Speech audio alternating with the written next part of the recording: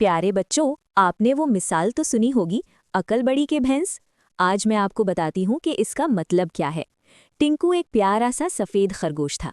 एक सुबह जंगल से गुजरते हुए उसकी नज़र राजू हाथी पर पड़ी। टिंकू बोला, सलाम भाई, देखो कितनी खूबसूरत सुबह है, हवा भी चल रही है। राजू ने हैरत से टिंकू को देखा और बोला, चलो टिंकू, यहाँ से भाग जाओ, मेरे पास तुम जैसे छोटे से जानवर के लिए कोई वक्त नहीं। टिंकू अफसोस से सर झुकाकर आगे बढ़ गया। समंदर के किनारे उसे पिंकी दिखाई दी। वो एक बहुत बड़ी मछली थी।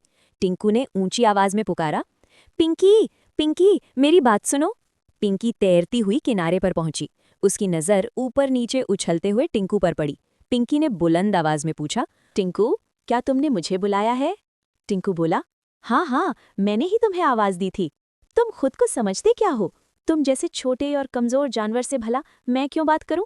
इतना कहकर पिंकी दोबारा पानी में उतर गई। टिंकू बेचारा देखता ही रह गया। अचानक उसे एक तरकीब सूझी। उसने दोबारा पिंकी को आवाज दी, पिंकी, क्या तुम समझती हो कि मैं कमजोर हूं? अगर मैं तुम्हें रस्साकशी के खेल में हरा दूं तो तुम मुझे यकीनन अपना दोस्त बना लोगी। पिंकी ने कहकहा लगाते हुए कहा, ठीक है, जब चाहो मुकाबले के लिए आ जाओ। फिर टिंकू राजू के पास पहुंचा और उसे आवाज दी, राजू, तुम यही समझते हो ना कि तुम बहुत बड़े ताकतवर हो और मैं बहुत छोटा सा हूं? अब मैं ये साबित करूंगा कि हम बराबर हैं। अरे वाह, तुम कैसे साबित करोगे?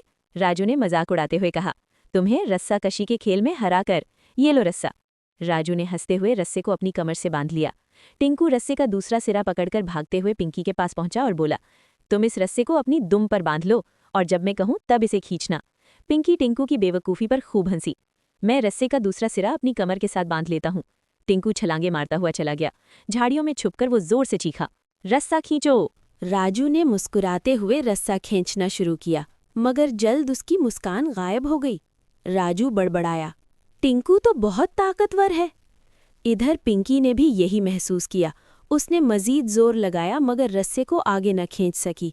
पिंकी बड़बड़ाई, टिंकू मुझसे ज्यादा ताकतवर नहीं हो सकता। दोनों ने इतना जोर लगाया कि रस्सा दरमियान से टूट गया। राजू बेचारा ढलान पर जा गिरा और पिंकी गहरे पानी में एक चट्टान से जा टकराई। टिंकू सब देख रहा था। वो बगैर कुछ बताए उछलता कूदता घर वापस चला गया। राजू और पिंकी परेशान थे कि छोटे टिंकू ने उन्हें कैसे हरा दिया। उस दिन के बाद से वो हमेशा टिंकू की इज्जत करने लगे। तो प्यारे बच्चों, अक्ल का इस्तेमाल करके हम ताकतवर को भी हरा सकते हैं, लेकिन याद रखें, अक्ल का इस्तेमाल हमेशा अच्छे कामों के लिए ही करना चाहिए।